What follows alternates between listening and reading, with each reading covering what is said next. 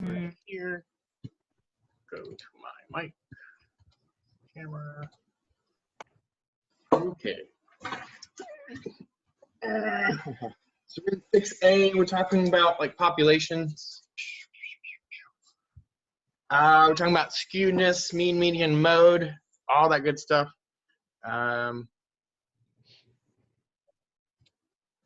Everything you need to know for statistics, basically, right? Or to start off, I guess. Okay, focus it again. It's a little blurry. So hopefully it'll be a little clearer now that I got some focusing here.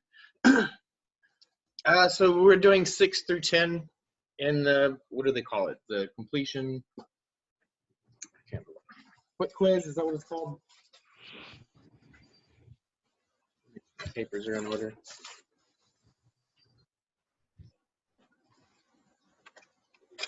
Okay, so I think going down the line might be the best thing to do. Misty. Hold on. Okay. I'm sorry.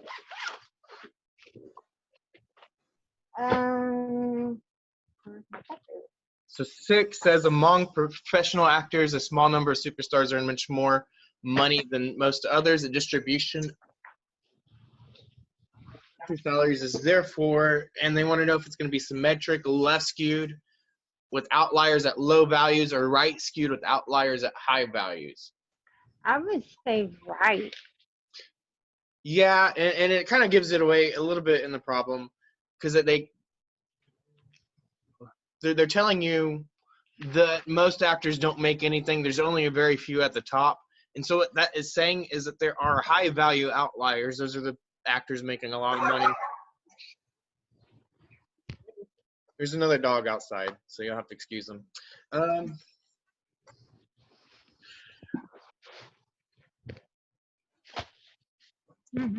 And so we said right skewed, that's right. The next thing, 7. So who is next? Anna Isa? I believe you're next on the list. The distribution of wages at a company is right skewed.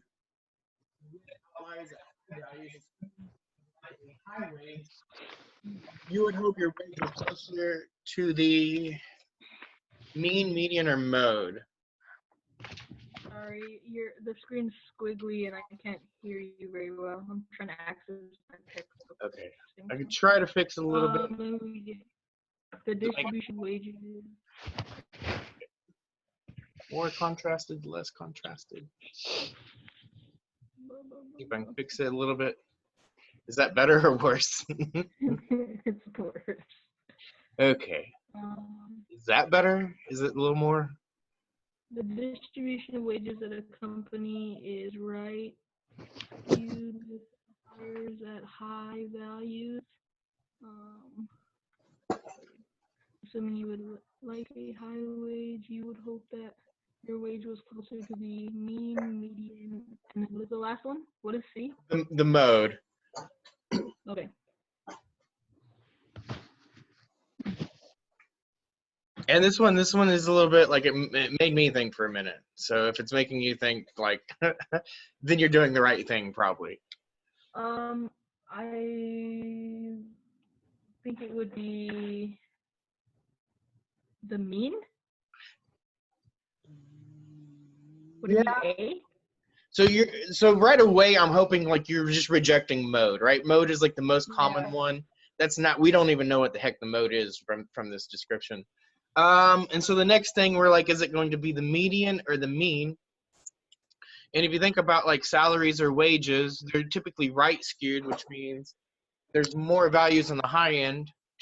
So if we're crossing off values, like with a median, we're going to end up with something that is more representative of the middle. If we put those high numbers in there, it's going to make it larger, right? And so if we think about like, I don't know,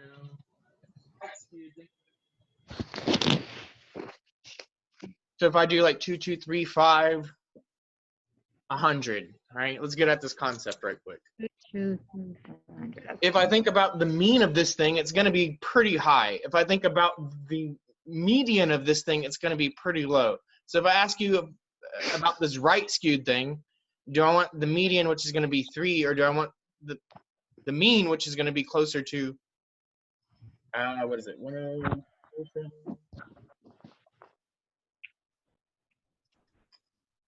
120 divided by 4, it's going to be around 30 or something, I believe. I don't know, I'm just doing the number in my head. 5, around 20, 30, I believe, if we do the mean. And so if you throw in large numbers, it's going to skew off your mean. Your mean is going to get larger. It's going to, your mean is influenced by outliers is another way to say it, right? Okay. And so that's just throwing out a few numbers. But I'm hoping that like brings home like this concept of 7a. If we want the higher thing, well, if there are things on the right or outliers on the right that are skewing this, there are those high values in there that are going to push the mean above the median.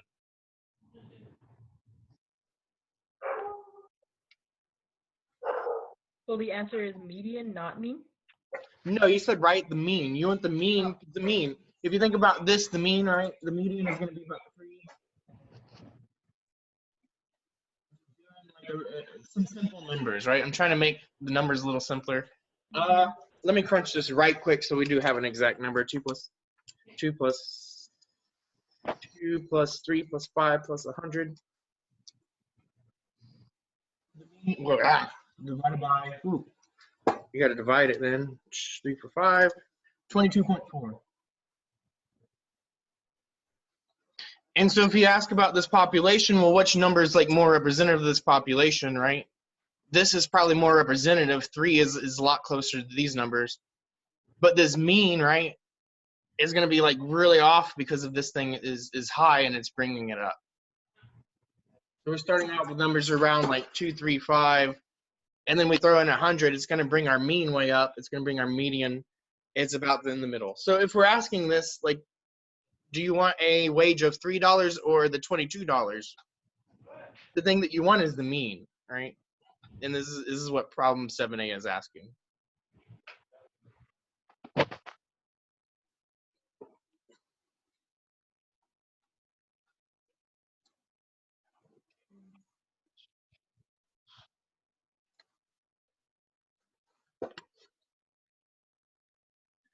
Problem 8.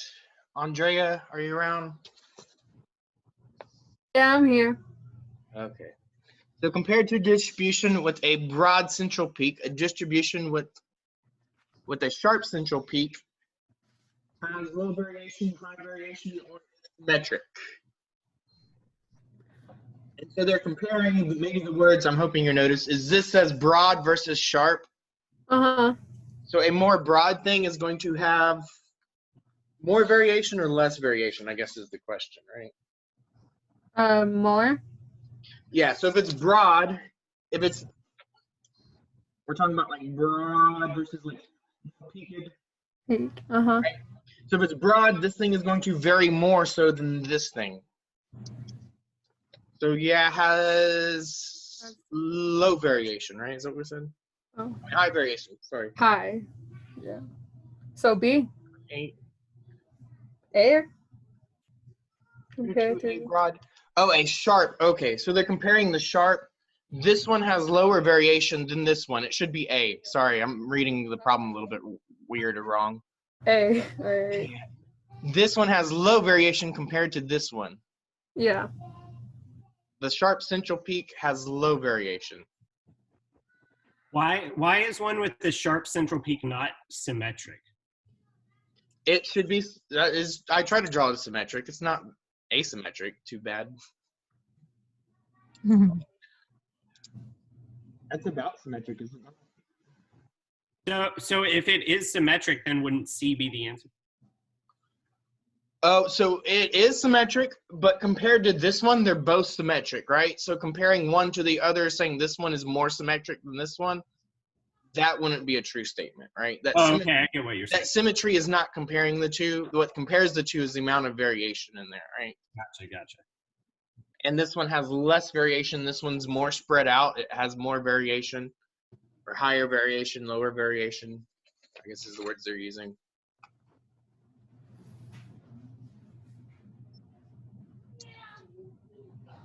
Okay. Andrea. Brittany, number 9. If you compared the distribution of weights to 20 elite female gymnasts to the distribution of weights of 20 randomly selected women, you would expect the variation of the weights to be greater for the gymnasts, greater for randomly selected women, or the same for both groups. So we're talking about variation. Can you hear me? Yeah, I can hear you. B, greater for the randomly selected women. Yeah, and if we think about that, like, can you give some reasoning? Because you're going to have probably bigger variation in weights. Yeah, random. well, I would say like gymnasts, don't they usually go by like weight classes too? I think. Yeah. I could be wrong. But also like gymnasts, they try to achieve a certain weight typically, and they try to shoot for that weight. And so you're going to get a lot of more people around like the same weight here versus if you just randomly select people, they could be all over the spectrum weight-wise, right?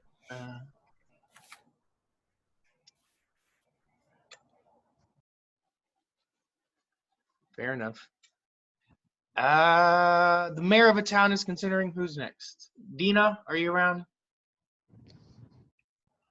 She said she was driving to Oh. work, so she might not be able to answer. Ian looks like the next guy. Ian's here. I could see him. Unless he's just like copy and pasted video or whatever. Nope. He's there. What number was it? Number 10, the mayor of a town is considering a run for governor. She conducts a poll asking registered voters to. I got B. Yeah, rate the likelihood of voting. Definitely would not vote for her. I means definitely would vote. The most encouraging results would be, you say B, a Yeah. high, median, low variation. Yep. Maybe it's me. I can't really hear you that well. Okay. I was looking over here, so it might change like depending what direction I'm looking to.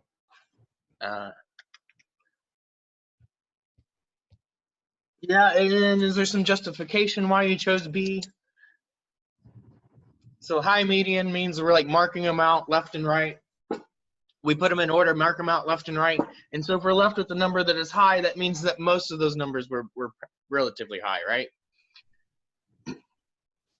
Yeah.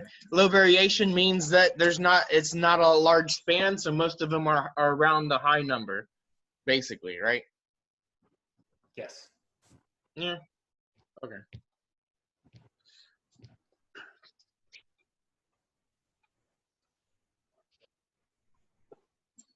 I think a low median would mean you have a low number, which means you don't have good results. The other one, high median and high variation, means that you have a high number, but there's a good chance it's very, very stretched out, and there's a lot of them on the low end, right? Yeah. Okay. Who's next? Oh, this thing jumps around, doesn't it? Okay.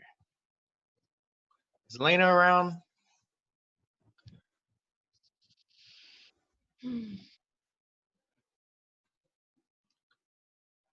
She's here. Okay. So, Lena, I want, we're doing 17. We're doing mean, median, and mode. If you could find out the mean of this guy, that would be great. So, Lena, I want you to do the mean. Narcy, if you're around, I want you to do the median. And Patrick, I just saw you here. Give me the mode.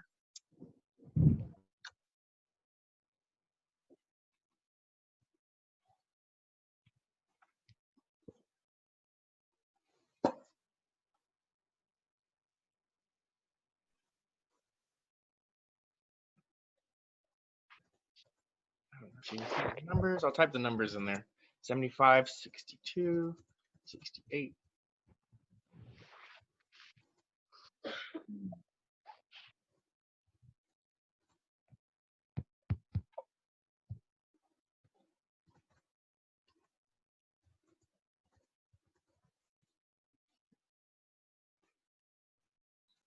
I'll go ahead and type the numbers in the chat just so we got them down.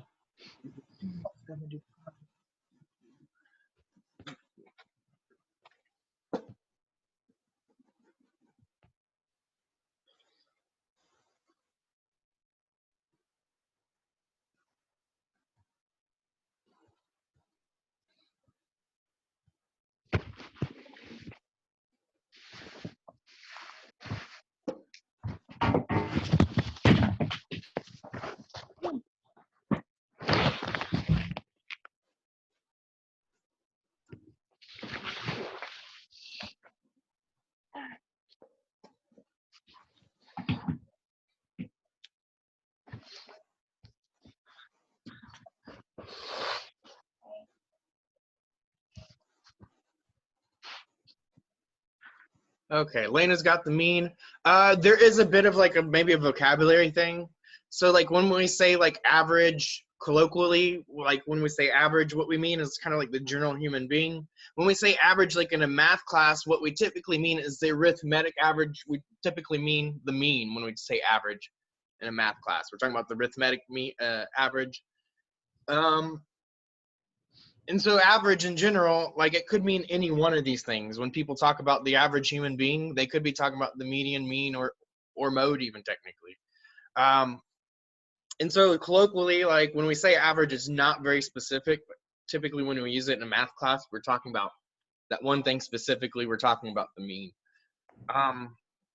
And so Lena said it's 58.25. And so I've got some work here. I guess I could show a little bit. And so what I'm hoping you did, I'm hoping you took all those numbers. Put this over a little bit. I hope you took all those numbers. I hope you added each one of those numbers up. And then there are 8 total numbers that you're adding up, I believe. So we have to divide by 8. And this is where Lena's getting that 58.25. The book said 58.3 because they're annoying and like to round. Like if it's 58.25, give me a 58.25. That's more descriptive. It's 58.25. That's good. Median. Who had that? Brittany? You tell me? Narcy had median, huh? Is Narcy around? Yes, No. yeah. Okay. Did you figure out the median for this guy? No, I was doing the mean, but Okay. So what I hope I could give you like the first step. I'm hoping you put these things in order. I didn't leave myself a lot of room. But I hope you put them in like ascending order, right? Least to greatest. yes, so it'll be in between numbers. So it's between 2 numbers, right? We're marking them off left and right. So I mark off like the 49 and a 75. I mark off a 49 and a 68 here, and a 52 and a 62. And now I'm left between these 2 numbers. And if you're left between 2 numbers, guess what you have to do with those 2 things? Add them and divide. Add them and divide by 2. You're not adding 2 numbers. You're finding the average of those 2 numbers, basically, right? And if we do that, I believe we should get 55.5.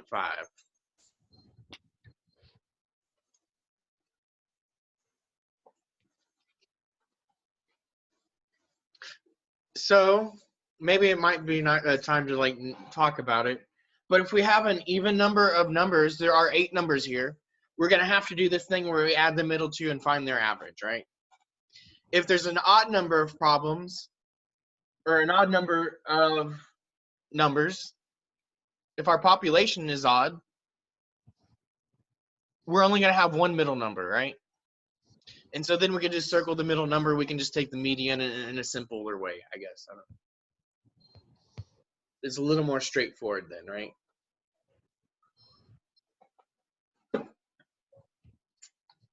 We don't have to do the average then. So if it's an even number of numbers, then you're going to have to do some averaging. If it's odd, then you just circle the middle number and you're done, right? Okay. The mode, someone already said it. It's not too hard in this one. All the numbers happen once except for 49, which happens twice. It is the most used number out there. It is the mode. I gave you the hard one, I guess. Mode is always like one of the easiest things to find usually. Not looking on that yet. So where are we at? We did all the quick quiz problems. Now we're on exercise 17. We did exercise 17. The next thing we have to do is exercise 21.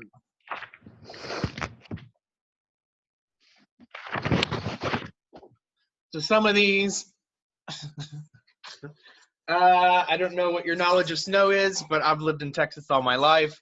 And so my knowledge of how it snows elsewhere is pretty slim and far in between. And then they ask us a bunch of questions about daily snowfall. Is like half the questions have to deal with snow, and I feel like it's kind of a joke because it's like I have no context of what that means as a Texan. But I guess we'll go over like what they said, what you say, why you say it, because it's not so much about like what you're saying, so much as why you're saying it on this stuff and why you think the population is that way. I'm not trying to test your knowledge on snow. I'm trying to test where you can do math, right? So 21. Where are we at? Richard, look at 21. Romeo, look at 23. And Sabrina, look at 25. For 21, is it the mean? Okay, so 21. For each of the following distributions, decide whether you expect the mean, median, or mode to give the best representation of the center of the distribution and explain why. So I'm kind of torn between both the median and the mode as far as the center. Okay.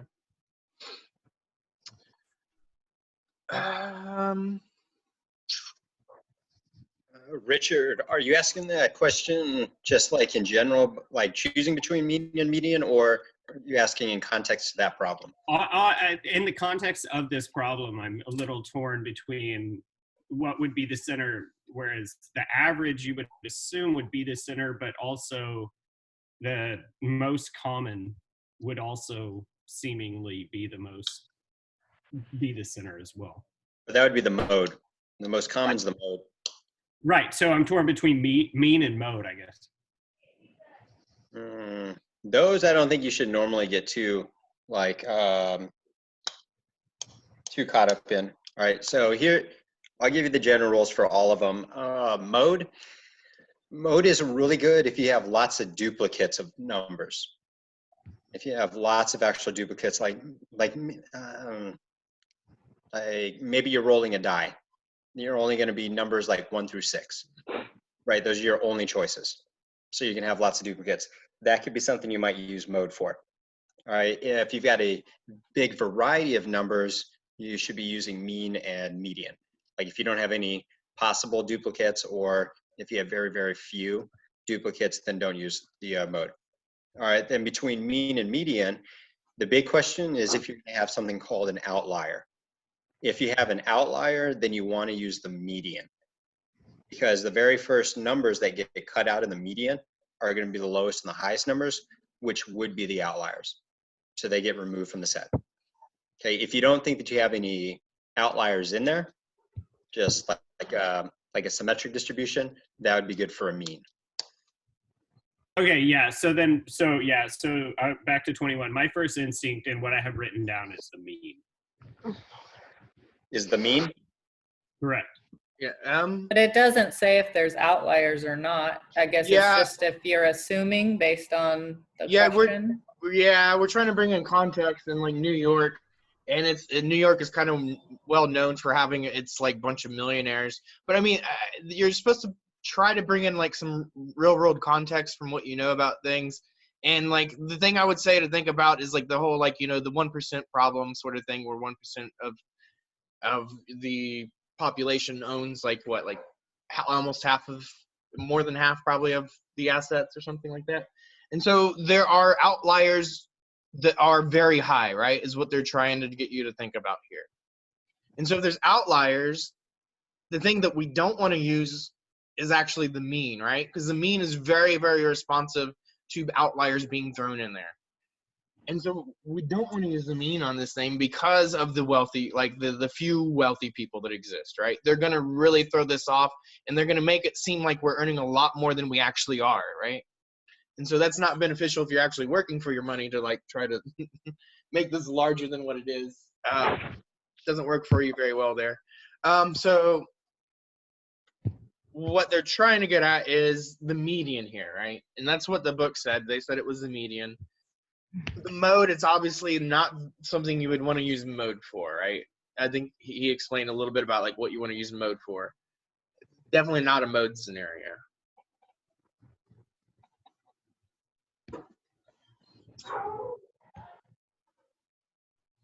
number 25, I got mean because it's the average weight of the oranges. Whoa. Okay, so hold on just a second. 25, that was Sabrina.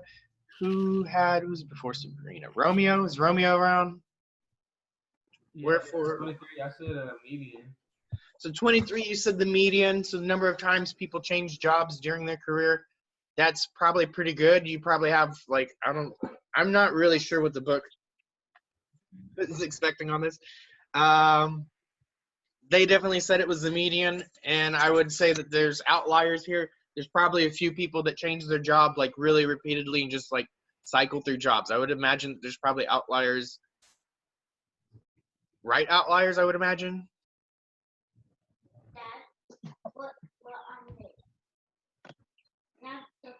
But what would you say about that, I guess?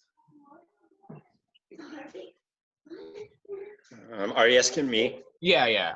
Okay, sorry, my son just walked into the room. And, Yeah, I thought you were like about to answer because you just I was, and then my son just started. I don't know what's going on here. All right, so at this is me as I was going through all the problems. At about this point in all of the questions, definitely up through 34, I noticed that like my opinion on answers were different than what were in the back of the book. So 23, my first thought was to do a mode. I was thinking that you're going to have a limited range of number of times you're going to change jobs. Yeah, there might be some outliers. So I like that you brought up that point. But I felt like, I don't know, it'd be in such a small range of numbers that maybe, you know, anywhere from like 1 to like 20, something like that, you know, and then everything will fall within that small gap. And when you give that information, like when somebody surveys it, you can only give the values of 1 time, 2 times, 3 times, 4. There isn't anything like 5.8 times I changed. So I looked at it as we have a limited amount of range, like as far as like spread, plus within that range, we only had select values. So I thought it would be mode. I don't know. Yeah, the back did say median, which would imply that they believe that there's going to be outliers in there. So I guess some of this falls into like, how can we best like explain our thoughts on it to some of the problems. What did you think it was? Yeah, I would probably go with mode on this one, to be honest. Okay. But I could see why they're saying, because I would imagine like most people are like, what, like less than 10 probably, like in the single digits. Right. Yeah. Yeah. So then it could be skewed to the right, because you're going to have a few people that change jobs like over and over and over again, right? You're going to have a small percentage of people who do that, but they're flip-flopping in jobs. So I guess it does get skewed to the right, but I think in this case, it can't get skewed that far to the right either. So I don't know. I guess it just falls under the arguments, and it's kind of interesting as you hear other people answer it. So I hear you explain it, and I saw the answer in the book, and I'm like, okay, I guess it could be the median. Like that'd be an answer. Then, which we're not quite talking, I forget if it's this unit or not, but if we believe a graph is symmetric, if we believe it's symmetric, then it would be mean. I felt that this one would not be symmetric, but so that's why I didn't go with that answer choice. Okay, that's pretty much all I got on that one. I don't know, does anybody else have ideas on it that they want to share? It's always good to hear what you guys are thinking. No. Okay. I would say as long as your answer matches your reasoning and you're not like saying something that contradicts like your understanding of the math portion of this material, right? We're not trying to test you on like whether you know like how many times people change their job during their career or anything like that, that, you know, I don't even know. I would have to go look it up, to be honest. And a lot of these, like, they're verbal problems, and so we're trying to guess what the graph is looking like from the verbal, I think it might have been better if they gave us like a graph instead and then asked us, do we want to use mean, median, or mode? That might be a little more apt of a question, but Yeah, I think that's exactly right. That was the problem with it's 27 through 34, that they want you to imagine a graph and describe how many peaks that you think are going to be in there. And those, I forget how many they asked us to do, maybe 4 of them, but like 2 of them, I had a totally different idea on what I expect that it would have looked like. And it definitely is easier if you do have a graph so that you know, like if it's symmetric or if it's skewed. And I think one of the truths is that a lot of things, we don't really know what the data is going to look like until it's actually presented to us. That's why we do research. We do it so we can see that stuff.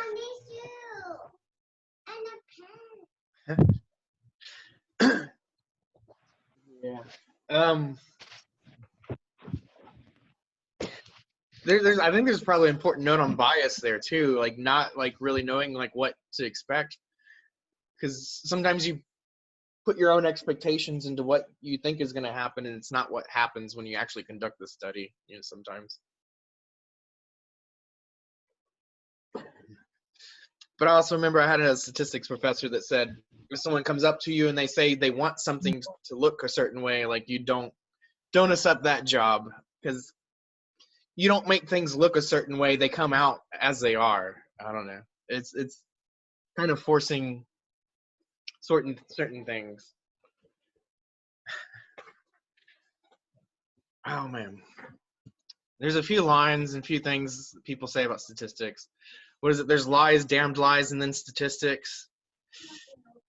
Yeah. There's I'm looking over at problem 38 in your book. Did you draw on your book? Oh yeah, I did. It's not my book. It's my printout. Oh, okay. It's cool. But I had an English professor that said it, so maybe take it with a grain of salt. But I had an English professor that said you could lie with statistics, and like I personally wouldn't use that word, because typically a lie means you're telling a false statement. You can really deceive people with statistics by like looking and cherry picking and doing certain things.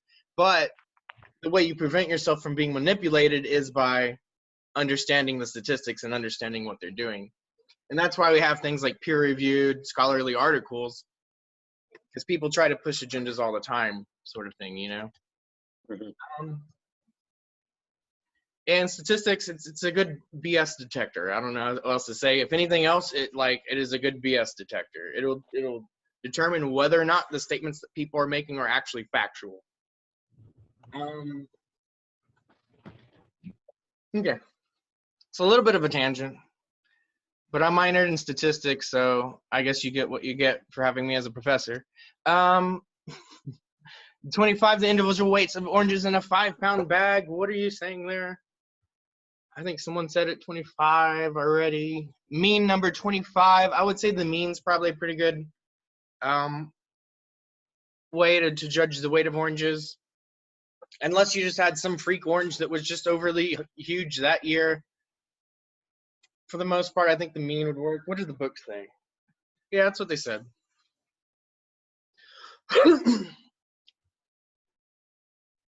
And certainly, probably not a mode thing. We're not just doing like a set number. It can be like anything. We're going to decimal places. There's a lot of numbers it could be with poundage, right?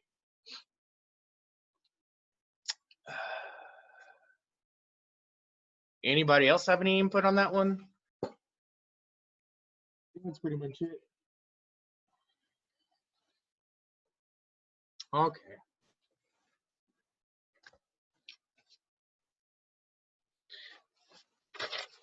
So we did 21, 25, 27.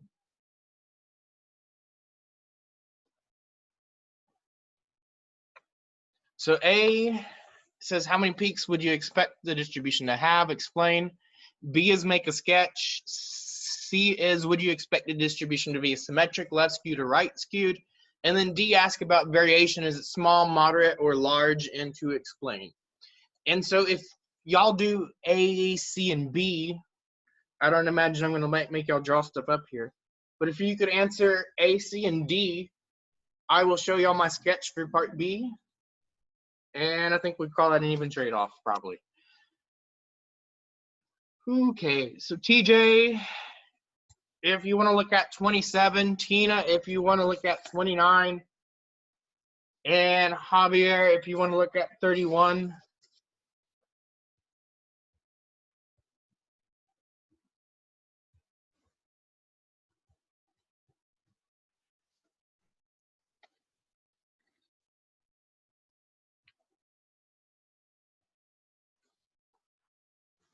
There we go. They're all on there. So TJ's up first. She here. A is only one peak. Okay, so let's read it. The exam scores for 50 students when 5 students scored between 90 and 100, 10 students scored between 80 and 89, 20 students scored between 70 and 79, and 15 students scored below 70, with their scores spread out to a low of 40. So if you wanted to, you could do a sort of like histogram. That's the thing I'm thinking about. You could do a histogram of this thing with those numbers in there. It might help you a little bit with this. But you're saying there is one peak. I would agree with that. Part C says, is it left skewed, right skewed, symmetric? And part D says, is it large or small, moderate variation? I guess a little high. Yeah. Left skew, yep.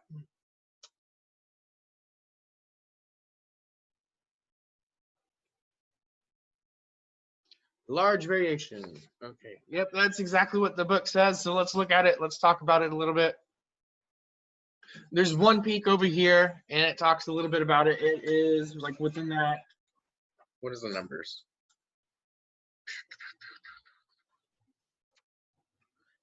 Probably within that 20 students that scored between 70 to 79. So I believe 75 is probably like right here around the peak. 70 to 79 is right in here. Okay. And so this should be the highest with about 20. It goes down to like 10 on each side. There's like 5 over here. And then there's 5 that get stretched out kind of over in here, I think, right? Was it 5? Yeah. 15 students get stretched out within this range, sorry. There's 5 over here and like 15 over here. And so there's a few things you probably need if you're going to draw or sketch a little graph. There should really be a title on this graph. I think the book got really lazy and didn't do it in their key. And then you should describe what this is. This is the test score or the score. This is the number of students over here. And so this distribution should look something like this. This is a left skew, meaning it's got a little tail that goes off to the left. So if you're having a problem like thinking about skews, it's what side the tail is on.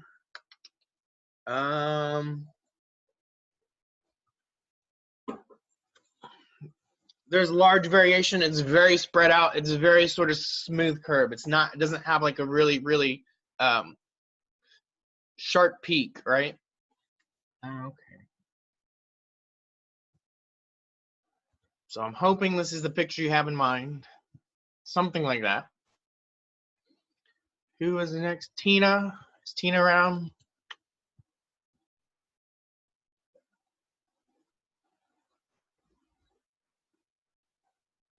Here, okay. So 29, where are we at?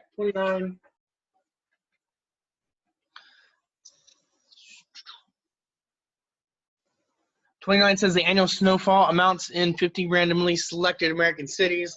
This is something I had no clue, personally. But if you were to guess, how many peaks would you say this thing has?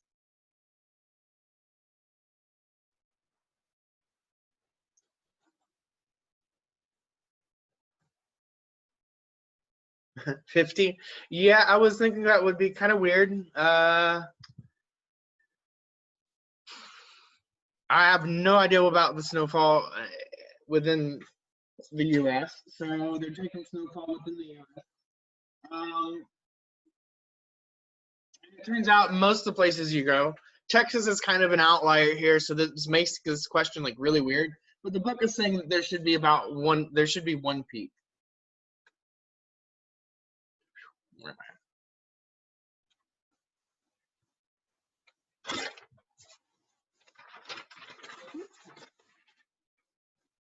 And I'm probably giving away answers. I'm being lazy.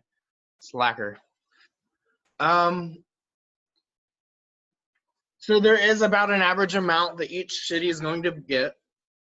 You might get a few people on the end, like Texas is going to be way over on the left end. Alaska is going to be way over on the right end. But all in all, most of the cities aren't in Texas or Alaska. Most of them are elsewhere. There is a certain average amount of snow that happens within the U.S.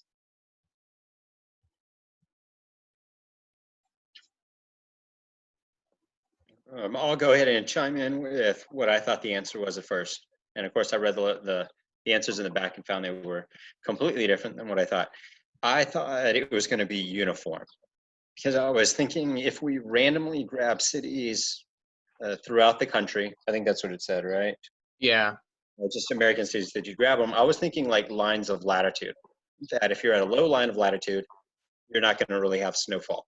As you move up lines of latitude, you're going to get more snowfall. So I figured like the width of America is kind of the same. Like it doesn't get wider in the north side and it doesn't get skinny, or skinnier. So I figured the top bands would be about the same size as the middle bands as the low bands. So I figured it would be actually like a uniform graph. I don't know. I still don't quite get the answer in the back of the book, but I guess it's another one about understanding that maybe just being in the south doesn't mean that you don't have snow, and being in the north means that you do. Like there's going to be more involved in that, maybe altitudes at different places, that kind of business. So don't know. Anyhow, that was my answer. And what did they say? They said it was right skewed in the back, which means there's a very few places that get no snow, like Texas, but there's quite a few places that get, or it kind of trails. I don't know, what am I saying? It kind of trails off, right? And Alaska is probably like way over here. This is kind of what's in my head, right? Texas is probably like somewhere way over in here.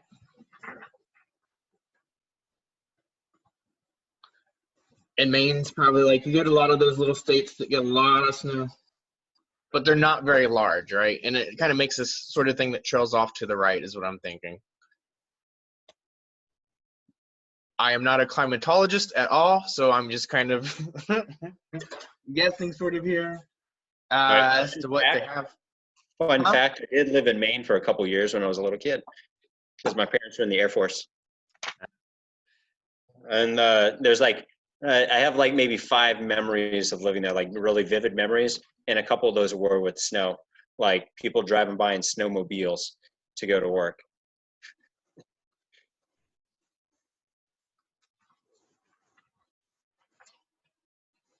And so they said right skewed.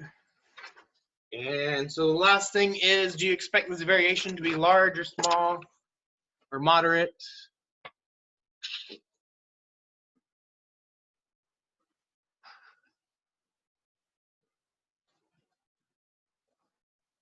Large. Yeah, that's what they said in the back. There should be large variation with what's happening. And so this is a sort of picture like they give in the back.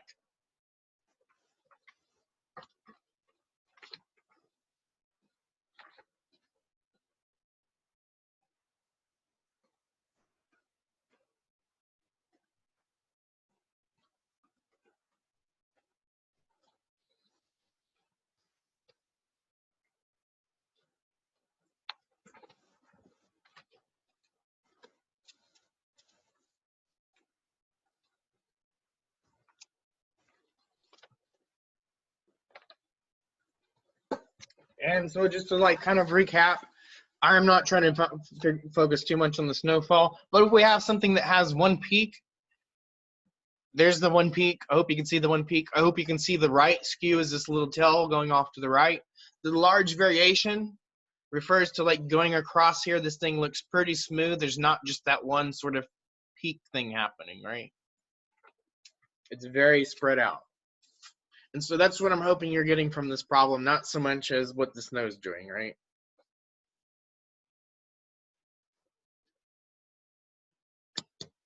Okay. Where are we at? 29 after 29. I believe we're at 31.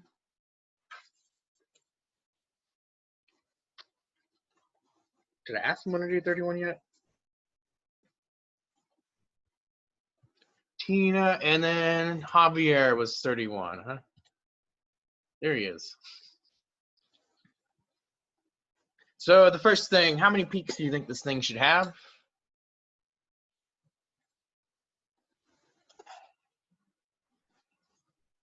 So 31 is the monthly sales of antifreeze over a 1-year period at a store in Anchorage, Alaska.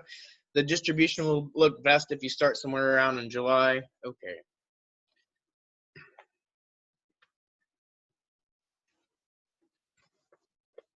It should have 1 peak. Okay. The next question is, what about the symmetry? Is it right skewed, left skewed? Is it symmetric?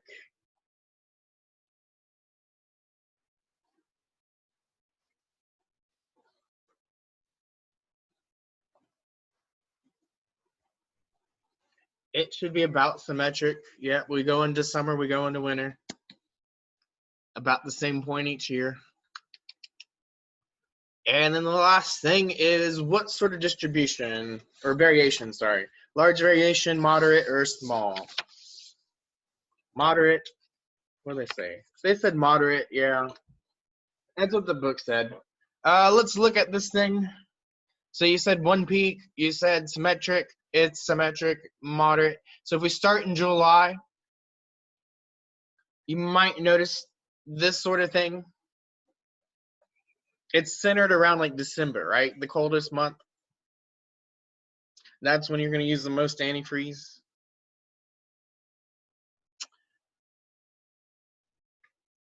There's this one sort of peak thing happening here. It is like a very sort of flattened peak. But it's there. And so there's 1 peak. It is symmetric. And they kind of said it in the book. But this really starts in July.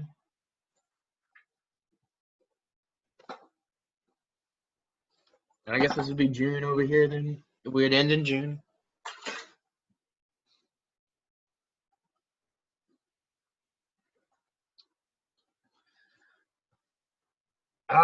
So what else? Moderate variation. Yeah, I would say this is moderate. I would actually probably say this is pretty high variation here.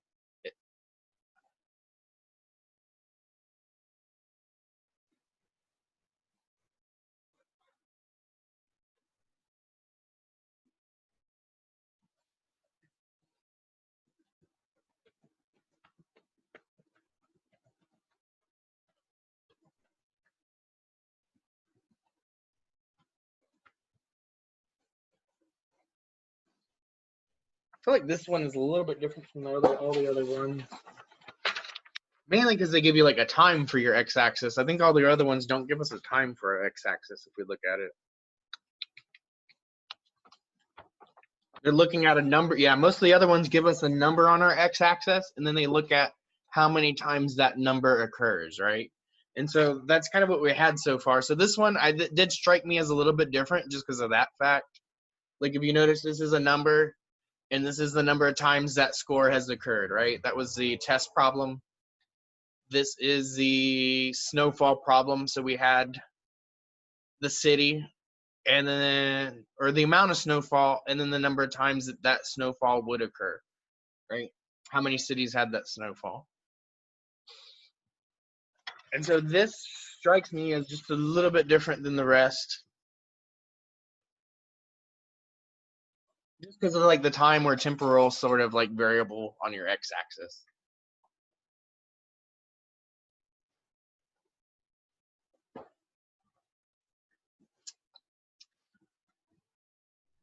Okay. Anybody else have any other comments, questions, concerns, quandaries?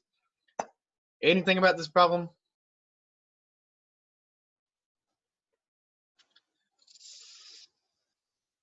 Ooh, I should ask someone that problem instead of just going, huh? I was about to just head on there. Okay. 34. Okay. Since nobody knows this, 34, what does it say? The ages of patrons who visit an amusement park.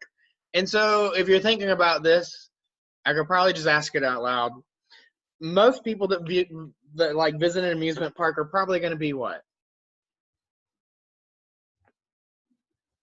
Young. Yeah, most of them probably going to be pretty young. So you'll probably get, and I don't want to spend too much time on this. I'll just throw it out there. I did kind of throw it up there already. You're going to get one peak, and since most people are young, hopefully you realize you're going to get a few old people that are the outliers, right? Like their parents? Yeah, there might be parents there. There might even be like, some senior citizens. It's like, I want to go one last time to the amusement park before I die or something. I don't know. But the Make-A-Wish people, I don't know.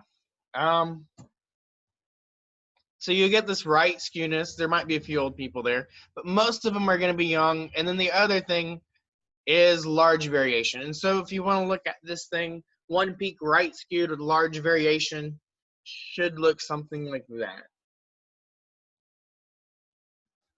I had a hard time trying to figure out what the answer to this would be as well. I like your graph. The only thing that maybe I would change is that high point, just sort of making it more of like a plateau, like that part sort of fat, like the one that was above. Yeah. Because I don't think that there's going to be like a particular age that's like super popular. Now, my first thought was actually, but I didn't like it a lot, to be honest, was going to be bimodal. I thought it might be bimodal because yeah, because young adults and parents, and you're also going to have all their kids. Yeah. Well, you also reach that teenage years where you're too cool for everything, and so there's probably like that year where it dips right in there. Yeah, and that's what I was kind of thinking, is there's a little bit of gap there, but it didn't seem like there was a really good reason to say that it would be bimodal, except that maybe there's a little dip in that area. So maybe like in a halfway meetup with your graph, just that high point, if that was maybe a little bit more flat. Because even if you have like a little thing, right, that's still just kind of one. Right, that's still just one peak, kind of. That's just getting blended in, right? Yeah, but again, it was like as I said before, these problems, some of them just, without having a lot of data to actually see for real, our interpretation of it might not be correct. We might be missing something that, otherwise, like if we saw the data, we would understand what was there. But if we can't see the data, we just might forget that, like, oh, parents take little kids with them to the amusement park, it's, but it felt like there was something like that in a lot of the different problems. So if your explanations are pretty good, then we should be all right grading them, because, we'll be open-minded to them. See, my assumption with it was that it was going to be, I guess, in the middle, because it's going to be two parents for the most part to each kid, maybe two kids, right? Yeah. So it would be kind of balanced rather than having a peak. And that's, and honestly, that sounds like a great answer, that,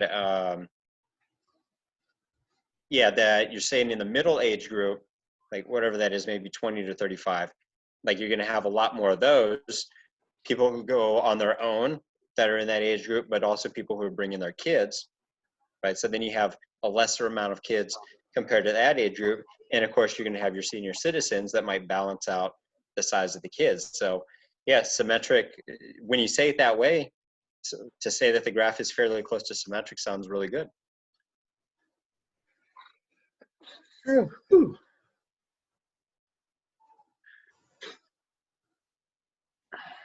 Okay. All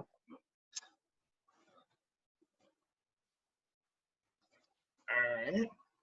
Maybe move on to the next one. I hate amusement parks, by the way.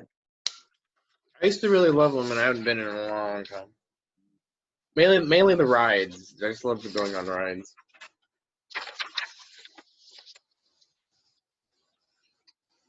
$38. And luckily, we went to Disney World in October, man, so we don't need to go back for a little while. With all this stuff going on too, that's good.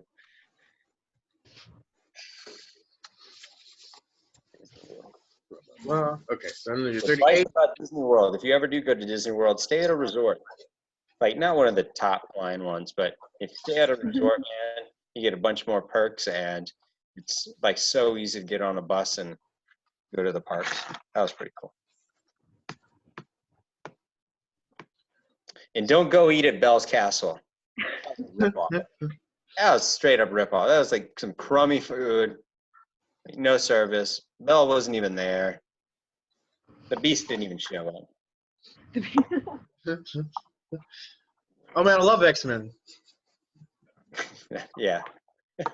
Yeah, if that Beast showed up, that'd be pretty dope. I'd be like, oh, this is awesome. Anyway, so this is 38. I'm hoping you can draw some lines over these things. So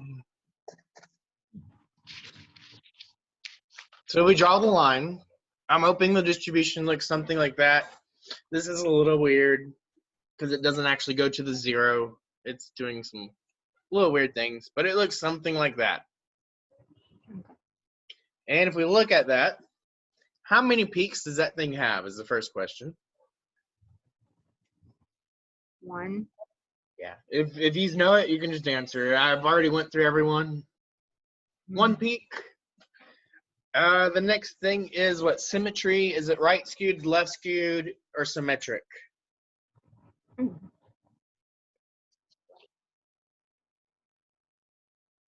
Right skewed. That is definitely a right skewed. It's got that tail going off to the right. And the last thing that we want to talk about is what variation. Would that be low? Yeah, I think the book said moderate. And I think I said little. I would say that's probably pretty low variation. It looks pretty steep. I think the book just like went with moderate on everything is what it seemed like. Honestly, it's like, we'll just call this moderate. But I would say like that's probably a pretty good example of little. We went like really small to really big pretty quick.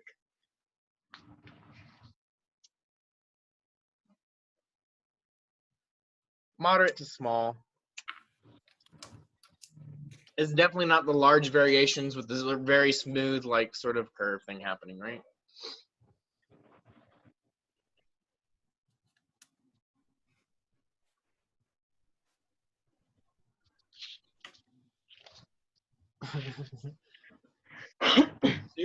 Soothe or smooth?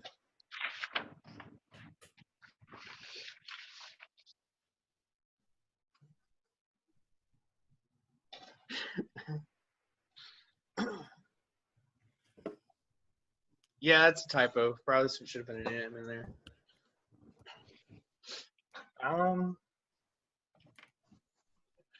There's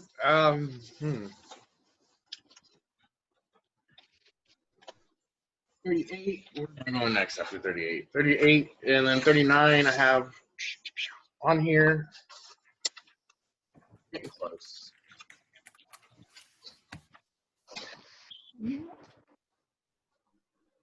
I know like typos in math are like so much worse than typos in any other subject.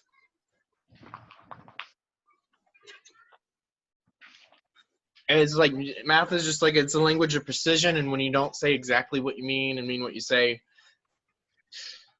I'm reminded of a problem I had, and it should have been they were supposed to use like a less than sign, and they used a less than or equal sign and asked me to prove it, and it turns out you can't actually prove the equals to, so I spent like the longest time trying to prove something that's unprovable, basically. And that can happen quite a bit in math if you make a typo, like it gets really confusing quick. But 39, that was a good enough tangent. So let's talk about 39. This is a histogram. I'm hoping you can draw kind of a straight line that looks sort of like that histogram.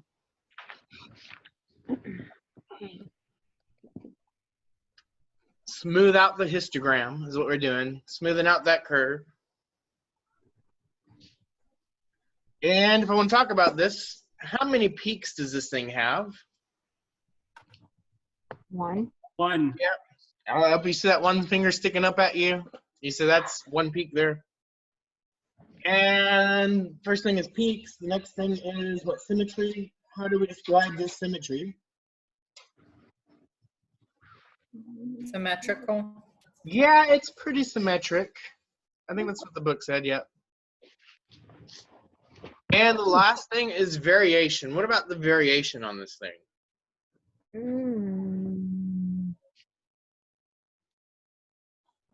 Low.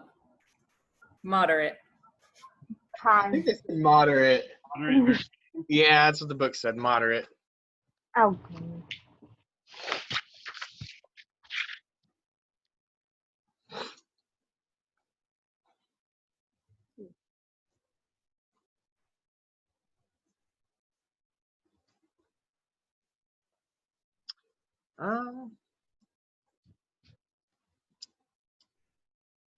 What is that, 7?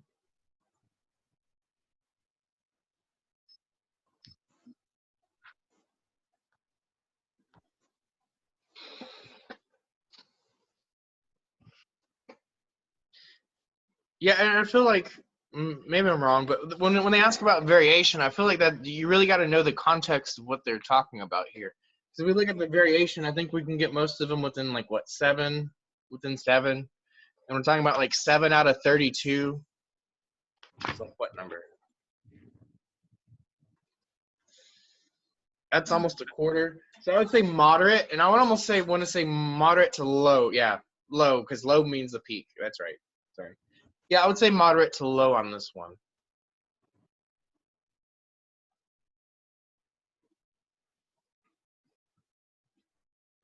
So just to know, the next one down, number 40, that would be very high variation. Oh, shoot, I don't even have that on here.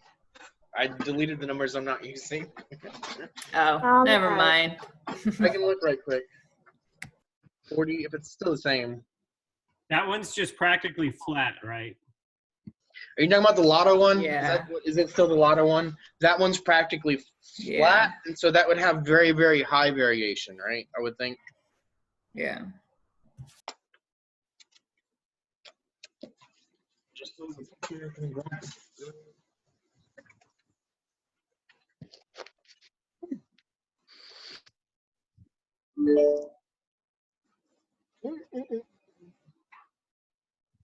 Yeah, right? We're talking about, is it still the same problem?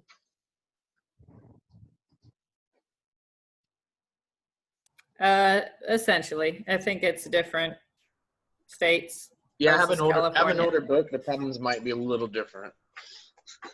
But yeah, the graph looks the same, more or less. Okay. Yeah, that graph I would say has very high variation. There's no discernible peak in here, right?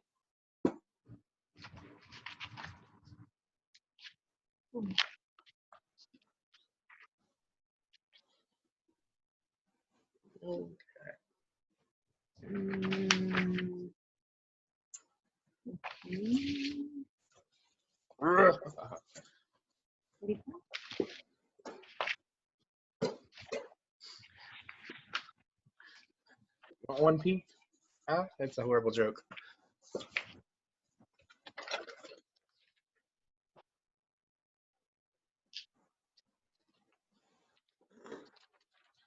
Last one, family income. Suppose you study family income in a random sample of 300 families.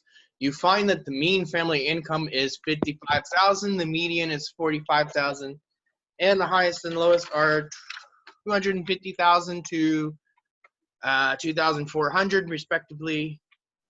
Draw a rough sketch. How many families in the sample earned less than 4,500, and then based on the given information, can you determine how many families earned more than 5,500? And so I know I just spouted them out right quick.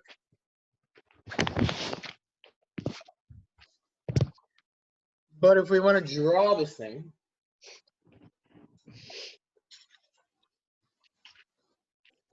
I'll do this smart. Okay.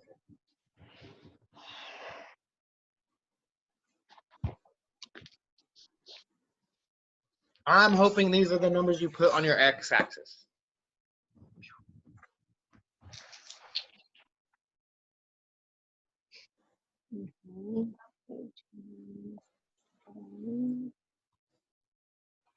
Median's about 45. The mean is about 55. We're talking about wage and wealth distribution here, so we've talked about that enough. But like when we see this, anything of that sort, we can almost guarantee they're wanting something that is like right skewed, right? They're talking about the right skew sort of problems. And if we do that, we draw the right skew sort of shape. You might notice where we put our median and mean start to make a little sense. If it's right skewed, it means it's got a lot of outliers over here. And so these are going to push up the mean, right? It's got right outliers. It's going to push up your mean. And so this is going to push up the mean. Your median's going to be there.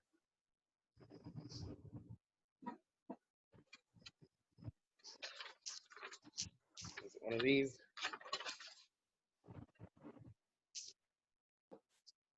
Okay. And so part B says, how many families in the sample earned less than 45,000?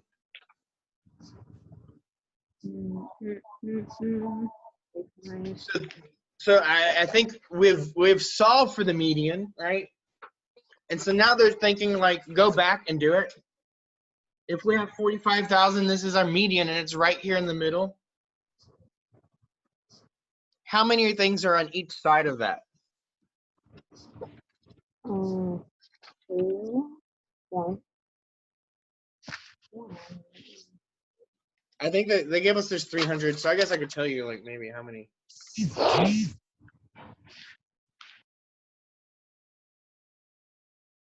There's what, 300 families?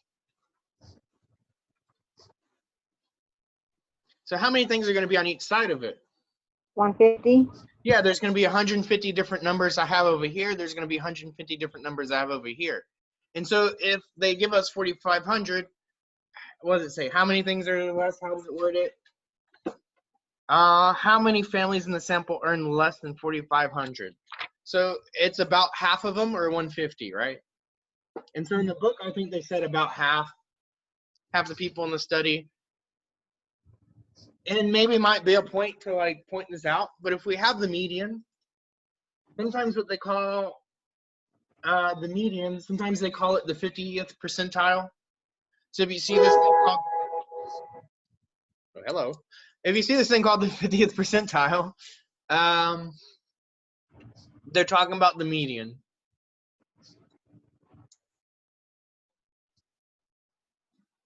And that means literally like half of it or 50% of your entries are going to be less than that. 50% are going to be more, right? It's that middle number.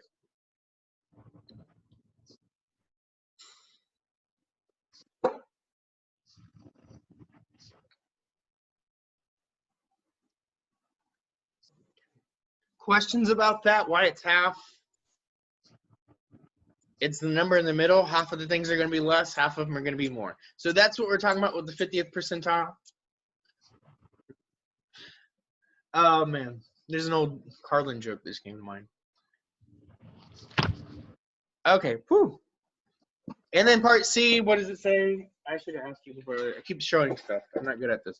Based on the given information, can you determine how many families earn more than 55,000? So that is the mean. So does the mean tell us anything about how many people were above that and how many people were below that?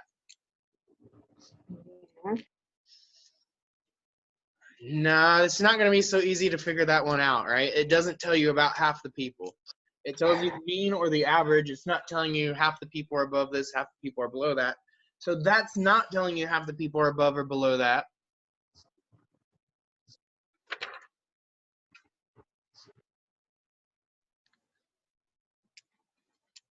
And so, like, part of the reasoning, or I guess I gave my reasoning, part of that is that your mean is influenced by outliers. It's not symmetric. And so if this thing was symmetric, our mean and median would be about the same. You could probably say the same. You could probably say it would be the 50th percentile, right? If our mean is our median, then you could figure that out if this thing was symmetric. Hmm. And so maybe I should say here, that's when your mean is equal to your median, right? When it's symmetric.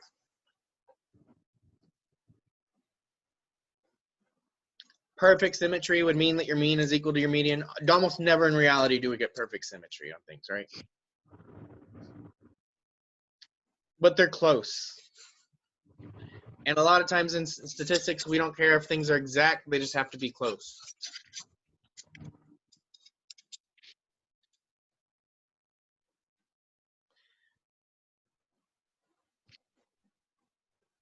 Your mean is influenced by the outliers. So if you have a lot of people up top, your mean is going to be larger than your median.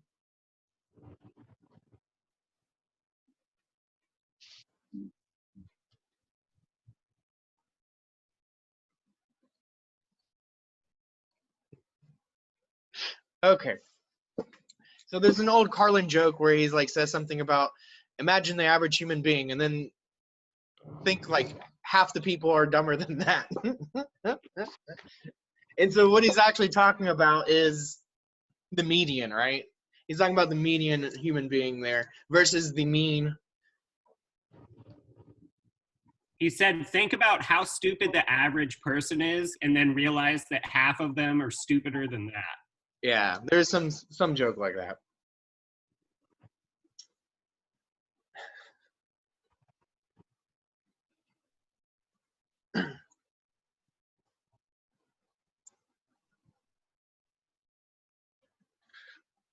To do my I always feel a little bit like David S. Pumpkins anytime I go, any questions? But any questions? Do we have questions on anything? I think that's the last problem on here. Do you have a question pertaining to the homework? Yes. I'm going to get ahead of myself a little bit. But if something were to have two peaks, does that automatically mean there's going to be a great deal of variation?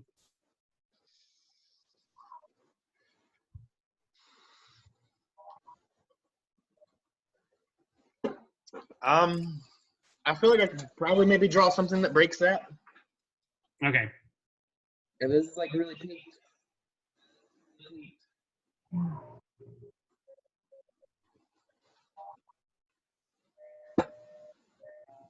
Maybe if you have something weird like that, you could have two different peaks.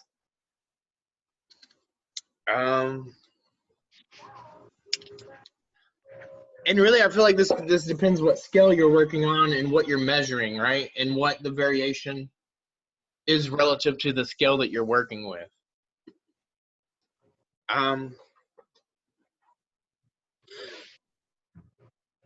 Yeah, that's a good question. Was it if you have multiple peaks, can you assume that it's a high variance? Is that what the question was? Correct. But what if one is high and one is a little lower, so they're not exactly the same? You're still getting peaks, even if it's a little bit lower, unless it's like substantially lower than that one, right? Mm-hmm. And then it's just like it's kind of like you're looking at a mountain really close. There's still only one peak. There's just like a little what do I say? There's a little respite there or something, right? That I would still consider one peak, right? Mm.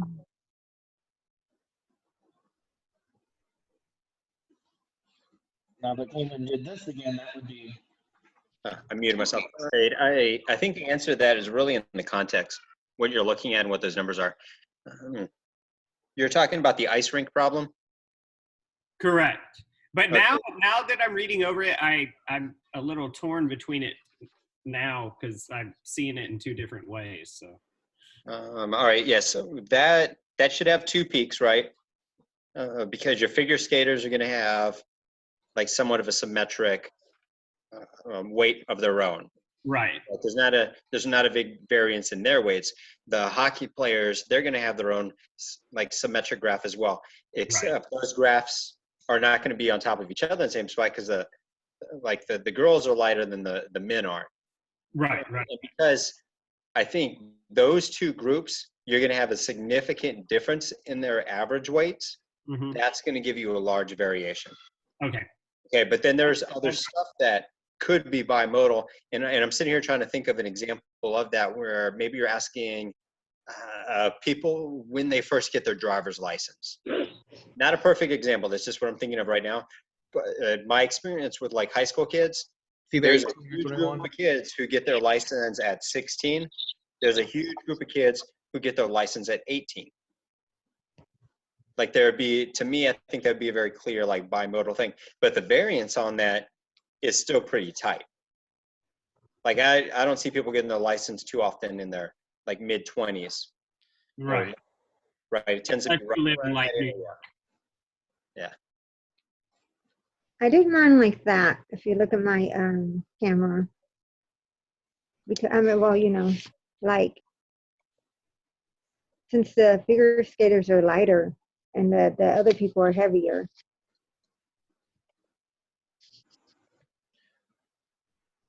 Okay. Can you put that back up? Yeah. So I can look at it. I was just getting there. So the X variable should be the weight. And then the Y variable should be the number of times that weight occurs, right? Is that what it's saying? Yeah. Well, the time. Yeah, that's not the graph that we're looking for. The x-axis should have weights, sort of like you're doing a histogram, right? So you might have like, I don't know how light a figure skater might be. Let's say 90 pounds. So you'd maybe have intervals that are like 90 to 100, 100 to 110, 110 to 120. You should have the weights going across the bottom. The vertical should be the frequency of how many people have that weight. Okay, so then you're going to have one bump that's going to be like the figure skaters, I'm guessing, is going to be sort of high around like 100 to 120 pounds, something like that. Then the hockey players, they're going to have like their own bump that's going to be closer to like maybe 190 to 200 pounds. Those are all estimates, but there's going to be a big like separation in those numbers. You're probably looking at the high points having a difference of at least 80 pounds.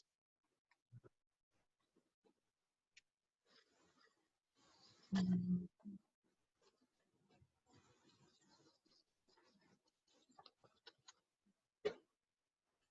trying to think if there's a way to make like your graph like work and how that would be. It's interesting because you're like thinking over the time of the day as people come in, what their average weights are at those times.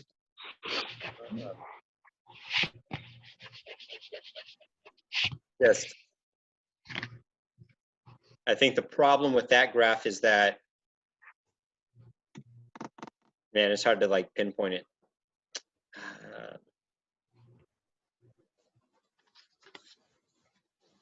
Yeah. We had one kind of similar to like that in the homework where they did the x-axis as like a time thing, and it was like when we went through it, I pointed it out. It is a little bit different. I usually see like the numbers. Let me go back to my screen. I usually see the numbers on the x-axis. It's usually not time here on the x-axis, but they can do it, right? Yeah, most of these should be histograms.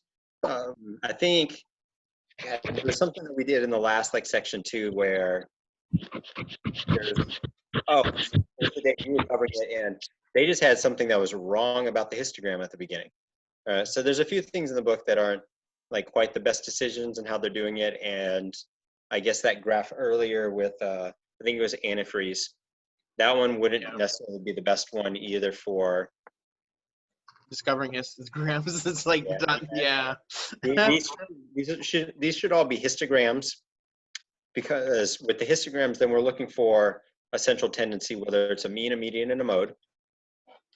And then you're also looking for whether or not it's skewed or whatever. And very few times does it work for the time. Yeah.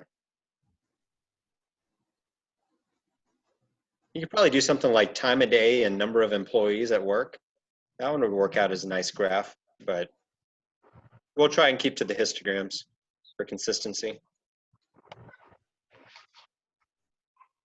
And so going back to the ice skating one, I realized the x-axis should be the weight. I'm unsure of what should be described on the y-axis. Just number of people. Yeah. Yep. The number of people that are of that weight.